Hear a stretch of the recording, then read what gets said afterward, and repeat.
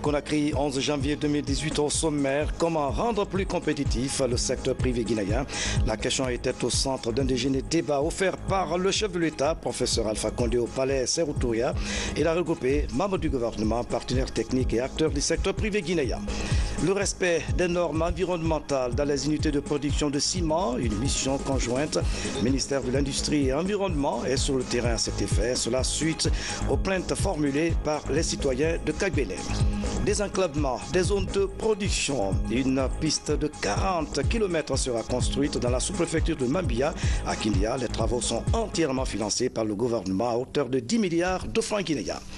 Mesdames, Messieurs, bonsoir. Merci de l'attention et bienvenue dans cette édition. Un déjeuner débat a réuni ce jeudi au palais Sékou Touré, gouvernement, partenaires techniques et secteur privé guinéen. La rencontre initiée par le chef de l'État, professeur Alpha Condé, avait pour but de poser les jalons d'un partenariat fructueux entre le secteur privé et les partenaires techniques.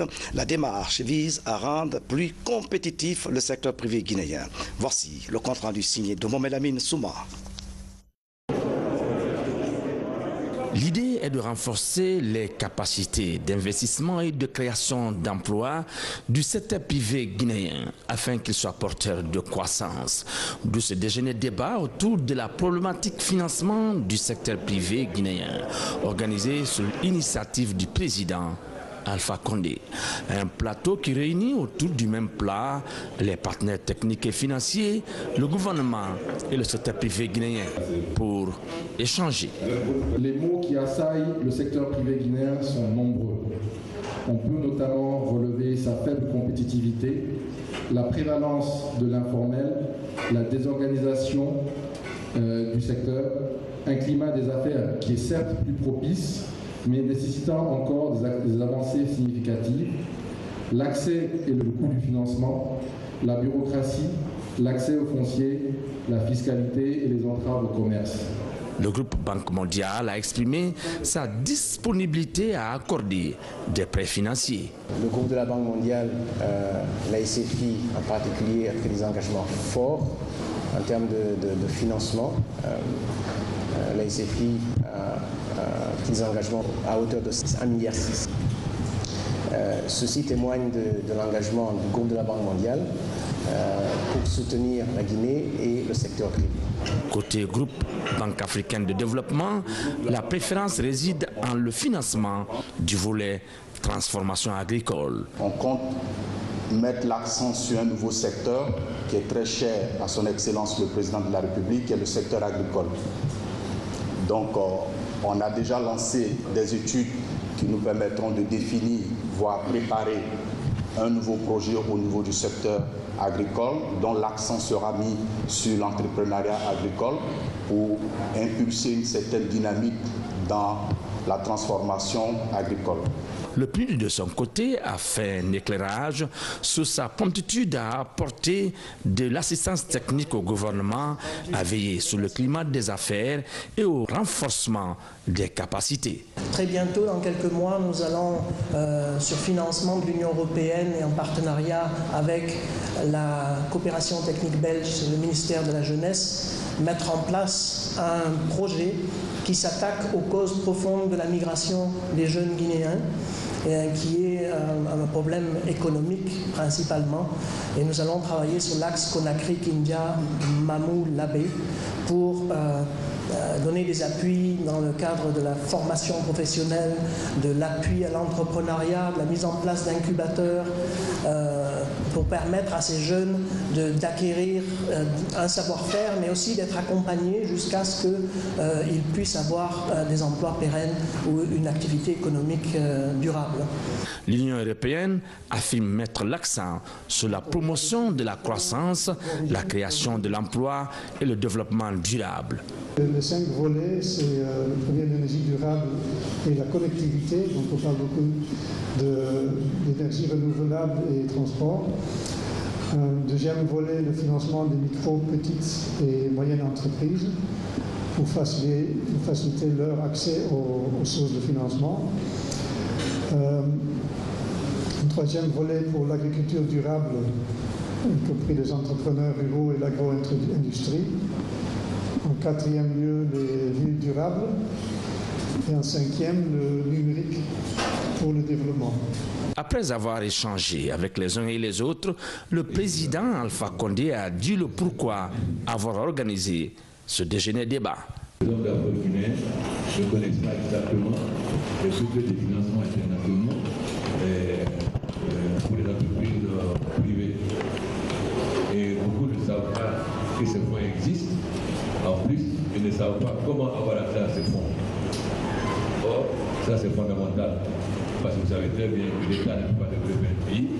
L'État peut créer les conditions de base pour permettre l'émergence des entreprises privées. Mais il n'y a que des entreprises privées qui peuvent développer un pays. Et comme j'ai constaté que les entrepreneurs privés guinéens ne sont pas bien informés, non seulement qu'il y a des possibilités de financement des privés, mais ils ne savent même pas comment ça se passe. Moi, je souhaite qu'on ait cette rencontre. Je pense qu'il y a, en dehors des anciens financements, deux financements innovants aujourd'hui, c'est celui de la SFI et celui de l'Union européenne pour ce qu'ils appellent le financement extérieur. En effet, le nouveau vice-président de Philippe de la SFI a imaginé comment la SFI peut prêter aux entreprises privées en éliminant le risque change. Parce que quand vous prêtez en dollars, avec le taux de change, vous avez un risque. Et deuxièmement, sans avoir besoin de garantie de l'État. Et nous avons travaillé ensemble pour convaincre notamment le président de d'autres de soutenir. Ce qui fait que le risque n'est plus pris par la SFI, mais par la Banque mondiale. Ce qui peut permettre de la SFI de financer en monnaie locale, ce qui élimine le risque change et on n'avait plus besoin de garantie de l'État. Mais il faudrait qu'Olivier explique mieux, lorsque c'est une entreprise existante, quel est le taux de financement et l'intérêt, et lorsque c'est une entreprise nouvelle, quel est le taux de financement aussi. Le deuxième, c'est le financement extérieur. On a eu un débat à Berlin où on nous reprochait de donner tous les contrats aux Chinois. J'ai dit à Mme Merkel, mais si Exim Bank finance, mais c'est pour les sociétés chinoises, pourquoi ne faire pas la même chose? Vous n'avez pas aussi garantir vos entreprises. Elle a dit que non, que les entreprises demandent des garanties à 100%. Donc c'est l'idée-là qui a avancé avec Juncker et autres Dolphy, qui a amené l'Union européenne, a dit finalement, donc il faut que nous aussi on crée un système qui peut permettre aux entreprises européennes d'investir. Parce qu'en fait, les 4 milliards vont servir que le premier risque soit pris par l'Union européenne. Donc, ce n'est pas l'entreprise qui vient qui prend le premier risque. Les 4 milliards servent, par exemple, l'Union européenne va mettre 100 millions de dollars, 100 millions d'euros. Donc, si l'investisseur privé investit, s'il y a un risque, le risque va porter d'abord sur les 100 millions d'euros, c'est-à-dire c'est l'Union européenne qui va perdre les 100 millions d'euros et non pas l'investisseur privé. Je pense que c'est les deux modes de financement du privé qui sont les plus importants. Et pourquoi il était très important que vous connaissiez le mécanisme et que, surtout que dans les deux cas, il peut vous accompagner. Parce qu'un des grands points faibles des hommes d'affaires privés en Guinée, c'est la capacité de présenter des projets bancables. Donc l'assistance technique est extrêmement importante. L'assistance technique peut vous apporter pour vous aider à monter vos dossiers bancables. Je pense que ça, je crois que c'est la première chose la plus utile pour laquelle il doit vous accompagner. Que ce soit la SFI, la BAD, le PNUD ou l'Union européenne. C'est un des premiers obstacles. Comment aider les entreprises guinéennes à présenter des dossiers bancables. Je pense que ça, c'est le premier obstacle. Deuxièmement aussi, de leur expliquer les conditions de crédit, quelle part vous financez, le taux, etc., la durée. Les rencontres de ce genre sont rares, mais elles ont l'avantage d'être un miroir et un espace qui permettent d'harmoniser les positions et éclairer les lanternes. Et puis un décret du chef de l'État avant de poursuivre cette édition d'information, décret numéro D 2018-003 PRG-SGG portant nomination du directeur général adjoint de l'Office national du pétrole. Le président de la République, vu la Constitution, décrète, article 1er, M. Famourou Kourouma, expert conseil en hydrocarbures, est nommé directeur général adjoint de l'Office national du pétrole, ONAP. Article 2, le président décret qui prend effet à compter de sa date de signature sera enregistré et publié au journal officiel de la République, Conakry, le 11 janvier 2018, signé professeur Alpha Condé. Chef de l'État. Le chef de l'État, professeur Alpha Condé, a présidé mercredi au Palais du Peuple à Conakry la clôture des journées de sensibilisation et de soutien à ces œuvres de développement. Fortement mobilisées, les femmes et les jeunes ont exprimé leur soutien indéfectible au premier magistrat du pays. Ces journées ont été organisées dans les 5 communes de Conakry à l'initiative du collectif des jeunes et femmes pour la paix. Voici le reportage de Mobel Amin Souma. C'est une salle des fêtes du Palais du Peuple de Conakry plein à craquer qui a chaudement acclamé le président Alpha Condé à son arrivée.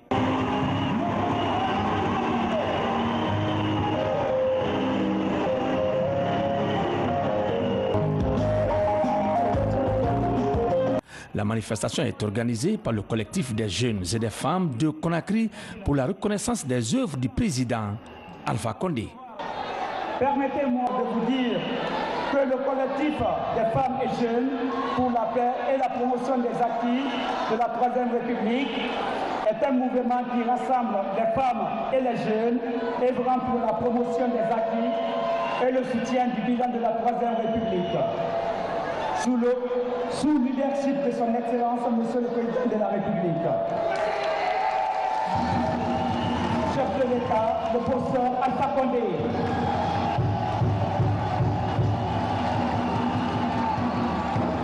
Le collectif a pour objectif de promouvoir et soutenir le plan de développement social du président de la République, participer à toutes les actions de réconciliation nationale et de soutien des idéaux du président de la République, sensibiliser les populations de la ville de Conakry et celles de l'intérieur du pays en vue de leur forte participation aux élections communales et législatives.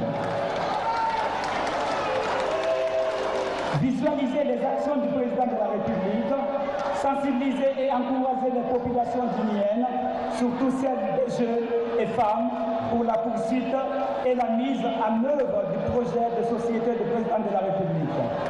À Langue nationale Soso, la vice-présidente du collectif pour la reconnaissance et la projection des œuvres du président de la République a dit que les femmes de Conakry vont continuer à appuyer le chef de l'État pour lui permettre de réaliser son programme de société.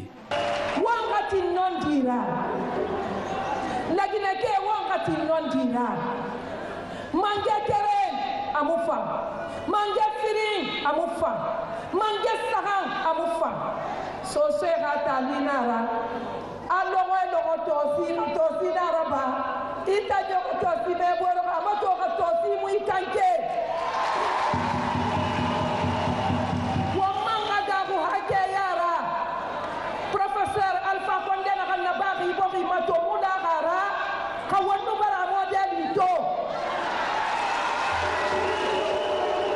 wanga tondi wamade kan pino ganturuti matemuna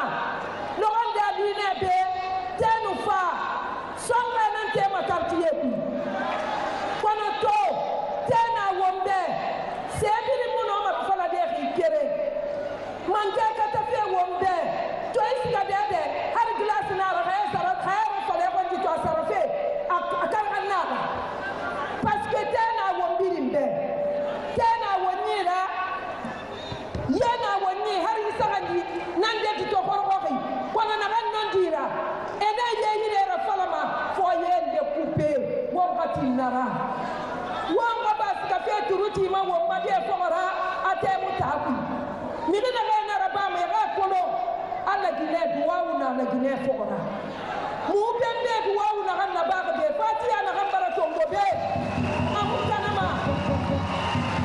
amukanama professeur Alpha Condé ira Guinée imagine ingaye ibambatugi hayana mu ya mu bolongo mi khiyo falama ay ga wadi ananan kunna kalama mu to mane alo soke. En réponse, le président Alpha Condé, président en exercice de l'Union africaine, a remercié et félicité les organisateurs pour leur sens de patriotisme. Professeur Alpha Condé a rappelé qu'en moins de 8 années de gouvernance, son gouvernement est en train de réaliser le deuxième grand barrage hydroélectrique, le barrage Swapiti, avec une capacité de 450 MW. ce qu'aucun autre régime avant lui n'avait réussi à faire.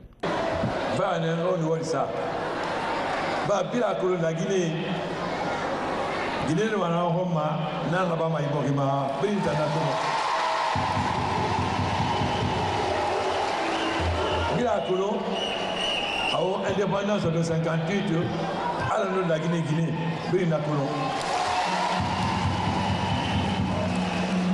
à la Guinée, Barakeli, c'est ce que je dis, et Barakeli. Au Barakeli, on a dans ce monde, on a dit ce monde, how is it now? Amenili.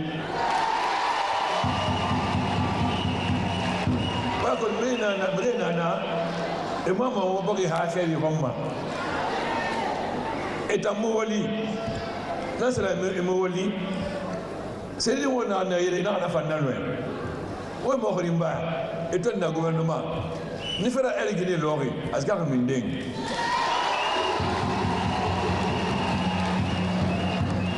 Chemin de fer, il faut des chemins de fer tirer la Guinée, et là, Mali, et là, Côte d'Ivoire.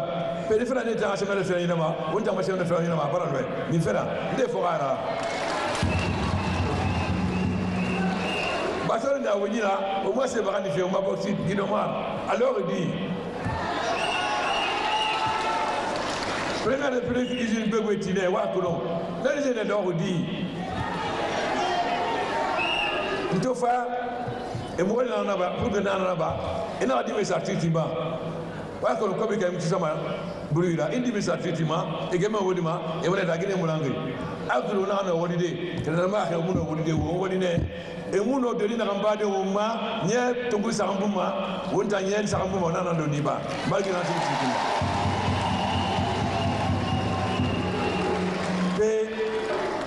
TFE, faut te balader là-bas. Grande chute, Ayon. Première République est là-bas. Tinko, à côté de Grande Chute. Amoudi Bégar Pierre.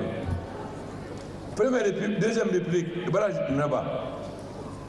Garafili. Nafa, parce qu'il a compté trompé, quand il a fait au bé, aura obligé à cotiser. Lors de la mission, na barale mutima manjaragira barale mutima manjaragira on a fini manjaragira na ba ekolombe mu la na barale tife on a ne mude wonta fa nan tam ma kolom khafa ibo ribe waraba inna fala ndebo kalabe nana konte nimsa kene etie muti dagene skamna yari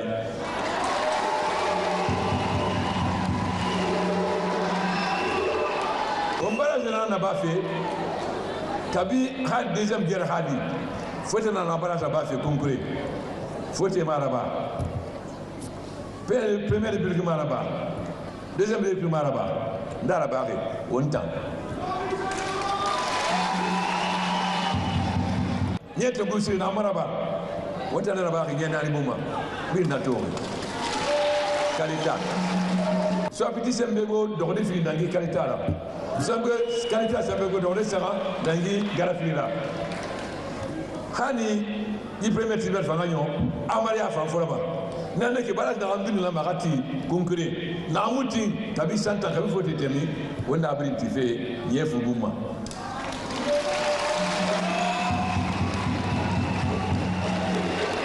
Mais on fait mais la collaboration na onira. Pour le site mignon Founou Sana Matima. Tout on est le premier porteur de boxeur dans le monde au bout de 5 ans. Si nous prenons le deuxième réplique, tellement de femmes, on y a mon équipe santé moufa. Mais c'est mon élément et c'est canal. Ne m'en pas. Mais c'est canal fait courant fait mara. Kamara courant fait. Train na au bil balima amrete mali kana ila pikana kana madi wote fa karira bil na to ina na kare mo boy kana mege nanti madine gambira ba mo mara ko bi fere wote raba e na fanda mone alati na fanda mone ba Ahora fini yo mayara. Politique mon sono. Ahora fini yo mayara. Woni dongi na fare, ti asa ma hakula kira mo na fare.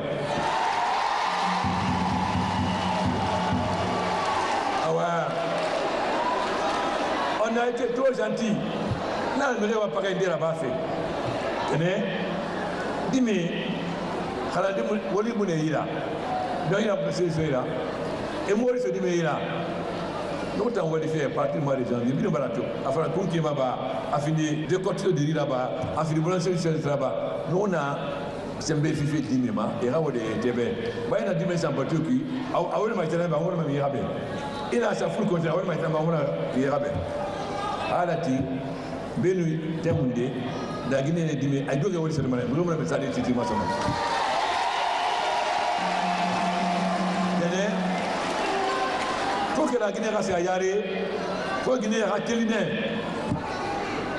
inna masabari ne khabo sama yare bo mo sama yare fagaira am sa yare ko bila am sa yare gere itam bangi tife bo wala ko nakane fe ene bela fora da ko gamira na fala fe obe melo mu sarama ba wo mo wete na ngoma wo ma dagina ngoma wo mo afadi na ngoma do wa accompagne mo wa woli do wa accompagne mo to wo fata se go gara fala de kene gwana mo malima to wa mo to o sa fina na fala manga na ga sa fina fala nga do na fa fe machine na e sa fina fala be ga na to no e sa fina fala machine na Beni qui est fini, il y a coopérative, ah donc on est Guinée, on est lié, machine là, et que les maladies, mais il doit s'afficher à l'année, et on est là. Nous, on a fait qu'un roi ministre, on a fait un sorobi, on a Guinée du Gué Sara, on a Guinée nation, du Gué imprimé, on a Guinée du Gué Sara. N'a fait madame la ministre, n'a moukou c'est là, service à la faire haute Guinée. Aucune Guinée m'a Sorobi, Guérédu n'a pas na Kilia, n'a prisonnier, n'a siga, Sorobi, m'a fait de dépendance. Comme on dit, n'a pas comme on s'est mis à toi. On a Guérédu qui sera, on s'est mis à faire la guerre chez moi. On a au moins 100 ça, on s'est mis à faire au magasin. On a au moins meublé ça, on s'est mis à faire au macam de Rima. Quand il a fait là, il voit ma bangoma, ça allait pour la guerre, il faut bien essayer. Mais au moins, il y a un qui s'est gardé. Alors, nous avons un moment.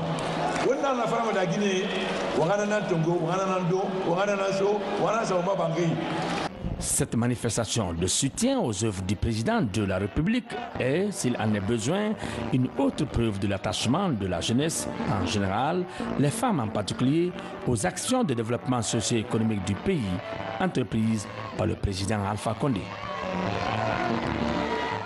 Mouvement syndical à présent. Il y a 2 jours, l'inter-syndical de l'éducation a exclu de ses rangs Aboubakar Souma et 3 autres syndicalistes. La décision suscite de larges commentaires dans la presse, mais pour la sérénité scolaire et le respect des principes de loi dans le pays, beaucoup se disent soulagés suite à cette décision du SLEG et de l'USTG. C'est un éditorial signé de Sekouba Savani. Le mouvement syndical va enfin retrouver sa sérénité. C'est en tout cas ce qu'espèrent beaucoup d'observateurs suite à une décision des principales centrales syndicales de Guinée, la CNTG et l'USTG, qui ont fini par exclure de leur rang Aboubakar Souma et compagnie. Ainsi, Aboubakar Souma est devenu ce syndicaliste en rupture de banc avec ses pairs. En novembre dernier, il a été à l'origine de la grève sauvage dans le secteur éducatif. Son mouvement avait alors fait le lit de la violence dans des écoles et rues de Conakry, avec pour conséquence un cas de décès, des blessés et une écolière violée. Tout cela en violation flagrante des textes qui réglementent la grève dans la République, car manifestement, en plus du fait qu'ils n'en avaient aucune qualité, parce qu'étant des dissidents, Souma et compagnie n'ont même pas cru devoir déposer un préavis de grève. Sous d'autres cieux, un tel agissement et ses conséquences entraînent ipso facto le déclenchement d'une procédure judiciaire pour que leurs auteurs répondent de leurs actes. Le procureur s'est-il saisi de ce dossier? Devenu une véritable bulle médiatique, Aboubakar Souma, lui, en tout cas, n'a tiré aucune leçon du chaos provoqué. Se sentant les ailes poussées, il a dû continuer à violer les statuts et règlements intérieurs du SLEG, son organisation syndicale. Gagnés par la lassitude, les centrales syndicales CNTG et USTG ont fini par prendre la décision responsable d'exclure les syndicalistes qui ne s'encombrent pas de scrupules pour violer à satiété la loi, comme pour dire trop c'est trop. Désormais, Aboubakar Souma et compagnie ne sont plus autorisés ni à parler, ni à poser des actes en leur nom. Pour certains citoyens, il s'agit d'une décision salutaire. Les élèves et leurs parents vont sans doute pousser un ouf de soulagement, rassurés qu'ils sont que le syndicat se tient à leur côté pour conduire l'année scolaire jusqu'à son terme et à l'abri de toute turbulence. Mais ce n'est pas tout. L'État doit jouer sa partition par sa vigilance et par l'affirmation de son autorité face à toute forme de rébellion. Car si le droit syndical est consacré par la Constitution guinéenne, il est tout de même encadré. Dans l'actualité encore, le président de la Cour des comptes était face à la presse ce jeudi. Mohamed Yari a présenté son premier rapport d'activité exercice 2016. Ce rapport fustige le comportement de certaines entreprises publiques qui ne déposent pas leur rapport d'activité. La Cour des comptes est l'institution chargée du contrôle des finances publiques de l'État. Falilou le reportage.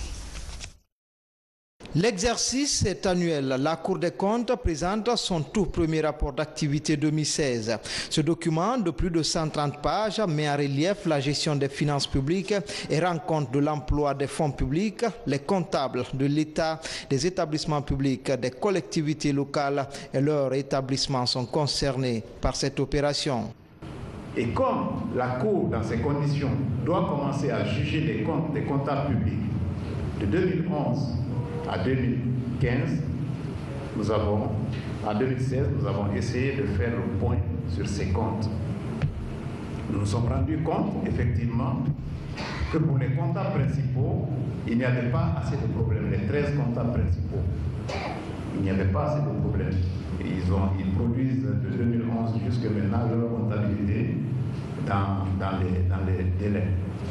Mais par contre, au niveau des établissements publics administratifs, vous avez le chiffre, je ne sais pas si ça dépasse peut-être 30%, il y a problème. Dans ce rapport, tous les organismes et autres entreprises ont été ciblés. À titre d'exemple, le tableau récapitulatif des recettes minières objet de déclaration de la Direction nationale des impôts exercice 2014 s'élève à plus de 934 milliards de francs guinéens. Ce rapport indique aussi une morosité au niveau des EPA, institutions bancaires et de crédit. Et donc, nous avons essayé de ressortir cela.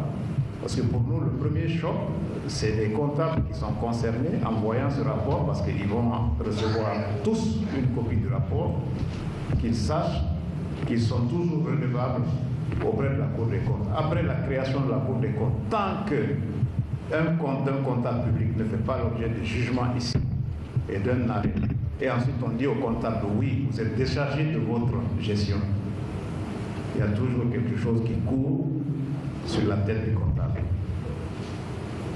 Tout comptable public pour lequel les comptes n'ont pas été jugés de 2011 jusqu'à maintenant, même si 10 ans après, il y a toujours une menace sur leur comptabilité. Et donc, ils sont obligés de produire les différences de comptes qu'ils ont par rapport aux dépôts effectués à la Cour des comptes. Au cours de cette rencontre avec les médias, toutes les questions liées à la poursuite des délits économiques ont été passées au crible. Une manière d'édifier le grand public sur le rôle de la dernière née des institutions républicaines en Guinée. Une mission mixte du ministère de l'Industrie et celui de l'Environnement s'est rendue dans les unités de production de ciment. Objectif apprécier les normes environnementales, cela après les plaintes formulées par des citoyens de Kagbélin liées à l'évaporation de la poudre de ciment. Les précisions dans ce reportage de Alga Simouba. Les émissions de poussière dégagées par les unités de cimenterie nuisent à la santé. Suite à des plaintes répétées de certains citoyens de Kagbélin, une mission mixte industrie et environnement est venue s'enquérir de la question sur le terrain. À l'usine Diamond Cement, des défaillances sont observées dans le système d'évaporation de la poussière. Pour atténuer la pollution, des recommandations sont faites. Aujourd'hui, dans le monde entier, il existe des normes et standards environnementaux définis par la Société financière internationale pour toute entreprise. Donc Diamond Cement a l'obligation de s'inscrire dans cette dynamique pour protéger l'environnement et pour diminuer l'envolée surtout de poussière, et de communiquer avec les populations riveraines, parce que toute entreprise avant de s'installer, la porte d'entrée c'est le ministère de l'Environnement, des Eaux et Forêts, et l'entreprise fait une étude d'impact environnemental, et l'étude d'impact environnemental et social est assortie d'un plan de gestion environnementale et sociale, et donc l'entreprise a l'obligation de mettre en œuvre ce plan de gestion environnementale et sociale. Vous avez vu au niveau du déchargement de la matière première, l'espace a été agrandi et les trémies ont été couvertes, et nous sommes actuellement en face du nouveau hall qui est en cours de construction. Et ce qui reste à faire à nos jours, pratiquement c'est pas grand chose, c'est achever le hall, c'est le premier aspect, et ensuite les équipes techniques doivent se rencontrer, équipe de la direction de l'industrie et de l'environnement, pour pouvoir mettre en place un plan d'action et contrôler les équipements de dépoussiérage pour voir s'ils répondent aux normes.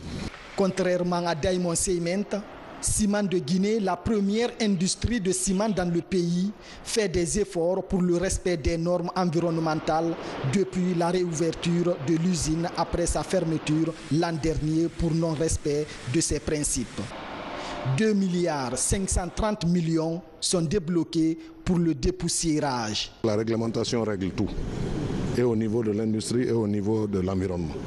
Le problème, c'est qu'il faut que nos départements puissent travailler en synergie, en symbiose, pour que nous puissions être en harmonie avec l'application de cette réglementation. On ne va pas inventer la roue. Nous ne sommes pas les premiers ministres dans le gouvernement. Les textes sont là, mais il faut que le ministère de l'Industrie et le ministère de l'Environnement s'entendent sur une procédure de travail qui permette à l'un et à l'autre de faire son travail sans pour autant gêner les investissements tels que nous le souhaitons, puisque c'est aussi la volonté du gouvernement, la volonté du président de faire du secteur privé le moteur de développement de notre pays. Nous avons le devoir d'accompagner le secteur privé, mais de faire de manière à ce que le secteur privé respecte la loi et la réglementation. Après la visite de ces unités de production de ciment, la mission s'est aussi rendue à l'usine Saber, une unité de production de jus et d'eau minérale. Une visite inopinée qui vise à s'assurer du respect des normes pour le bien des consommateurs guinéens.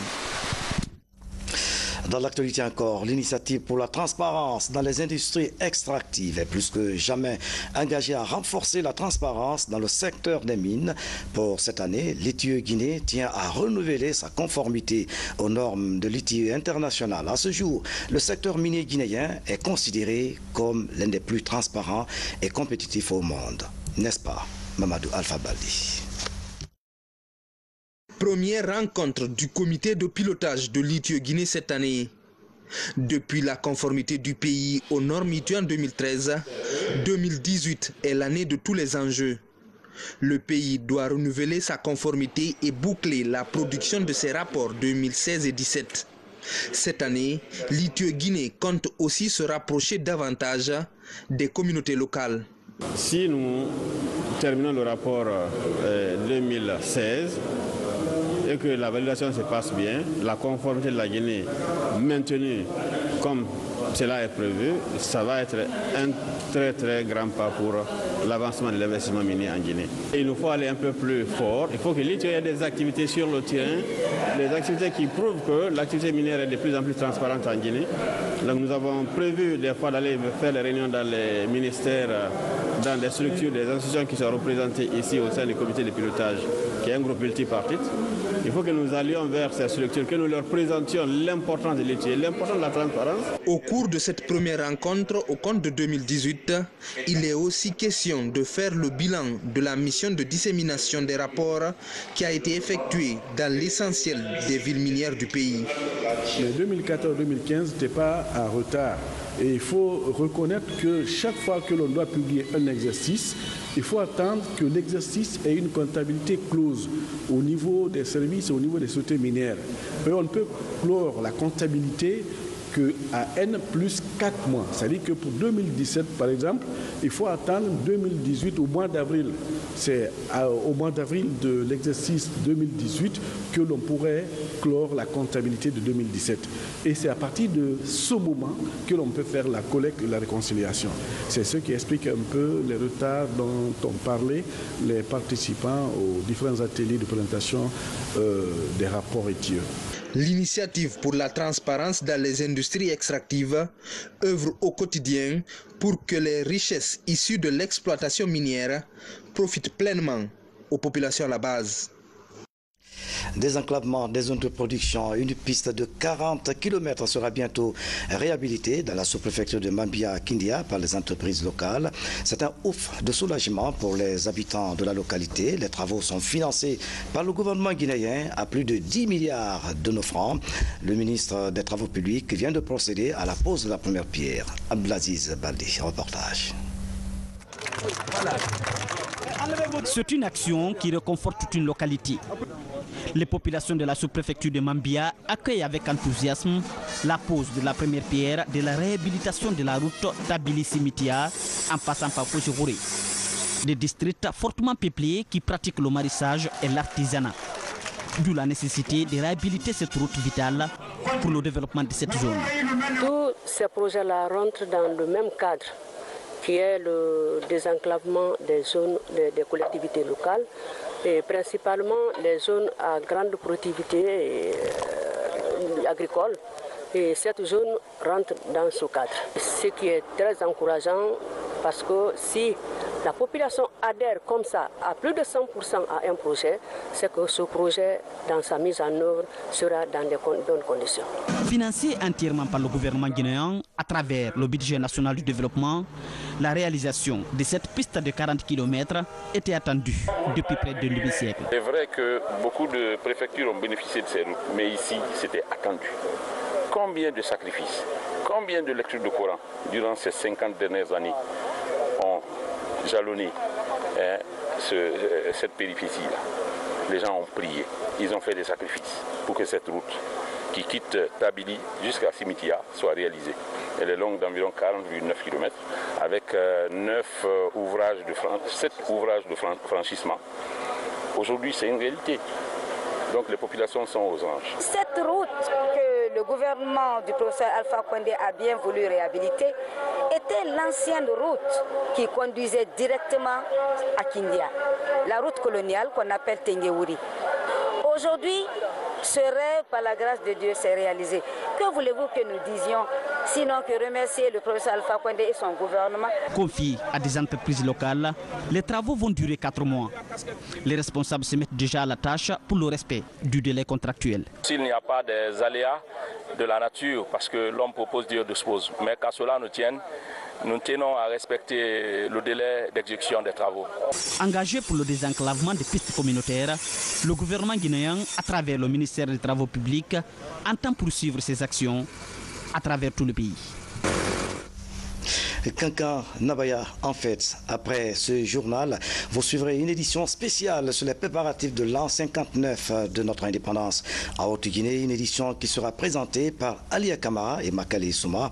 Justement, Alia, est-ce que vous pouvez nous donner la quintessence de cette édition qui viendra après l'info plus du président? Alia Kamara.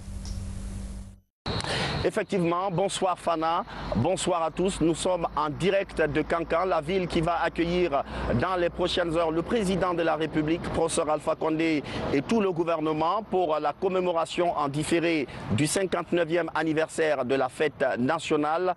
Tout Kankan est en ébullition, la fête a déjà commencé dans les rues. Jusqu'à cette nuit, les gens sont en train de travailler pour régler les derniers petits détails. On veut une fête entièrement belle. Kankan va accueillir accueillir toute la République de Guinée sur cette terre, puisqu'il s'agit d'une fête régionale. On va boucler la boucle de cette première édition des fêtes régionales par Kankan.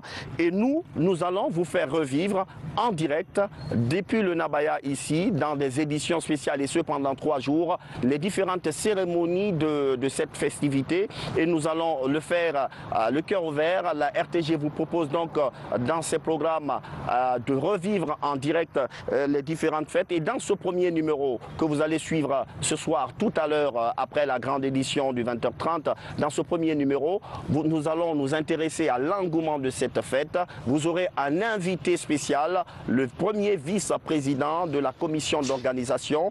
Et à part ça, nous allons nous intéresser aux grands symboles de cette grande ville. À tout à l'heure. A tout à l'heure, Alia Camara, juste après l'info plus du chef de l'État, Kankan en ébullition. Merci Alia. À Conakry, l'université générale Lansana Conté de Sonfonia s'inscrit sur la liste des grandes universités du monde. Un colloque vient de se tenir ici à Conakry sur le thème philosophie et justice. La rencontre a permis aux enseignants guinéens d'échanger avec leurs collègues de France et de la Suisse d'autres questions liées au développement de la recherche dans les sciences juridiques et politiques ont été mises en ergue. Mohamed Sankon, reportage. L'Université générale Lansana Conté de Sonfonia relance la recherche. Les départements de philosophie et des sciences juridiques ouvrent le bal. Ce en collaboration avec le groupe de recherche et d'action pour le développement des structures d'enseignement en Guinée, GATSEM. Un colloque sur la philosophie et la justice a donné les bases de la recherche en master et en doctorat dans les filières de philosophie et des sciences juridiques. Nous étudions la justice chez nous, nous faisons la philosophie du droit, mais aussi au département du droit, on enseigne la justice. Donc c'était une façon de collaborer, de montrer la transversalité de la philosophie, l'interdisciplinarité entre la philosophie et le droit. GATSEM est composé de professeurs venus de France, de Suisse et de quelques hauts cadres guinéens. Ces cadres ont eu des échanges avec les étudiants et enseignants guinéens sur des sujets liés notamment à justice des philosophes, des juristes et des théologiens, justice, équité et emploi, justice, éducation et justice, société et droit au service du développement. Des exposés qui balisent le chemin aux futurs candidats de l'école doctorale. C'est 2 champs de réflexion, le droit et la philosophie, qui sont très étroitement liés. Vous avez même une branche de la philosophie qui s'appelle la philosophie du droit, dans laquelle on aborde des questions comme celle du lien entre la morale et le droit, la question de savoir s'il existe un droit naturel, la question de savoir quelle est la finalité des sanctions pénales, etc. etc. Donc c'est un champ de recherche très fertile, très riche. Et aujourd'hui, ce sera l'occasion, je pense, d'aborder certaines de ces questions et d'en débattre avec le public. La recherche, le maillon faible du système éducatif guinéen, pourrait être conjugué au passé ici à l'Université générale Lansana Conté de Sonfonia. En tout cas, certaines dispositions sont prises. Nous comptons, en plus de ce que l'État peut donner, nous comptons développer des prestations qui vont générer d'autres ressources qui vont être orientées essentiellement vers la recherche. Avec ce colloque international, les étudiants et encadreurs de Sonfonia ont acquis de nouveaux outils pour des recherches cohérentes axées sur les sujets scientifiques et de développement. Eva Fondation, en collaboration avec la Fondation guinéenne de l'école, a offert des vivres, des vêtements et des fournitures scolaires aux orphelins et veuves de la commune de Ratoma. Un geste qui donne de l'espoir aux bénéficiaires. C'est le premier élément des nouvelles nationales traitées sous forme de télégramme en images. Avec ça, à Marathon.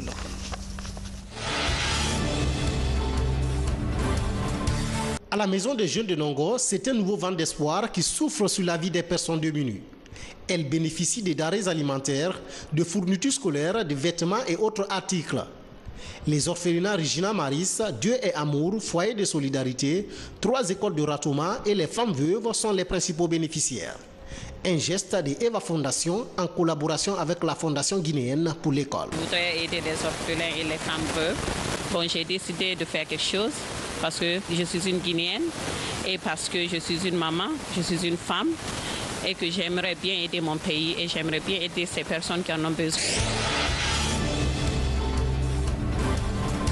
Ces chèques et ces fournitures scolaires composent, entre autres, le don offert par Miss Guinée-Maroc aux enfants de l'orphelinat humaniste sans frontières de Bambeto. Une assistance de la reine de la beauté pour contribuer à l'éducation des tout-petits. Cette assistance vient apporter du sourire aux pensionnaires de cet orphelinat. C'est donc constitue la deuxième étape d'une série d'activités de l'Édu de la beauté. Ces enfants n'ont presque plus de repères, à part ces personnes qui les recueillent, qui essayent de créer un environnement favorable à leur développement, à leur épanouissement. Donc j'espère apporter mon grain de sel à ce que ces directeurs d'orphelinat font déjà, ces directeurs d'école font pour ces enfants, en espérant leur construire un avenir meilleur que de rester sans scolarisation.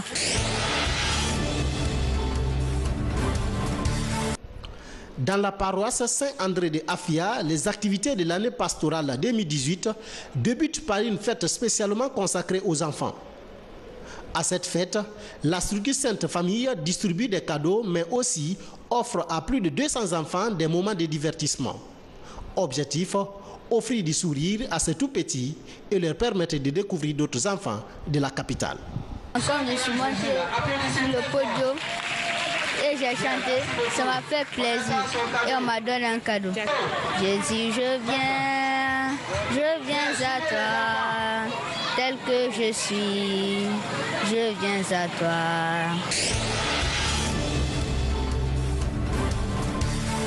Victime de coups de couteau avant d'être défenestrée du 4e étage par son ex-époux, Mariam Kalou, 32 ans, est morte dans la nuit du 29 au 30 décembre passé en France.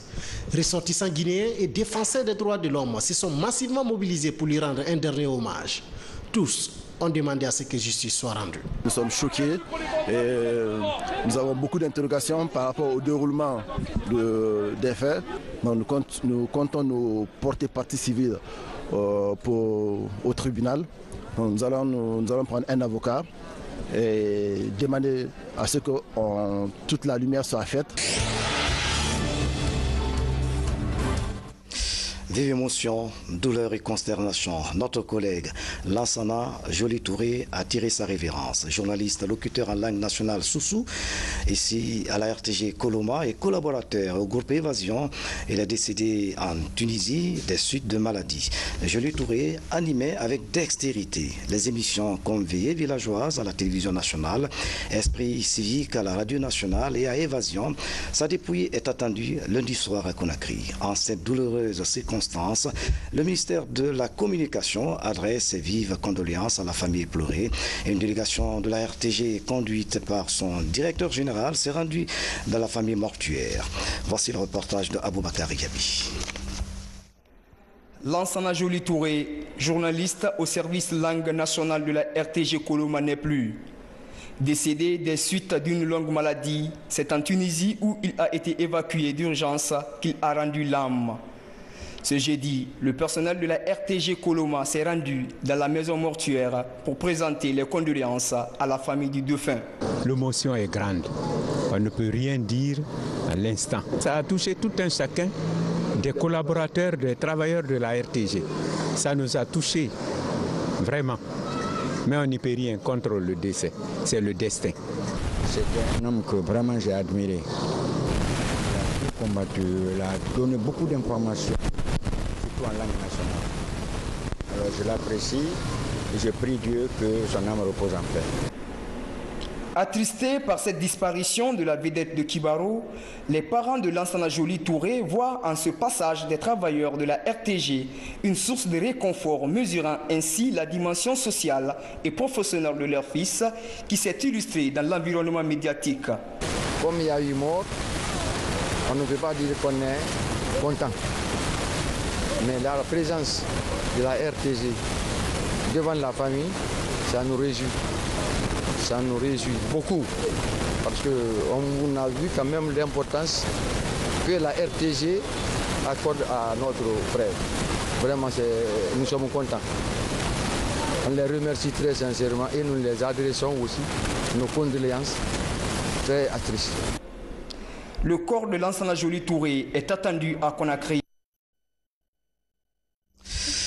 Grand frère Joly Touré, dors en paix, que la terre de la Guinée que tu as servi et aimé avec loyauté de soi légère. C'est la fin de cette édition à tous. Merci de nous avoir suivis. À bientôt.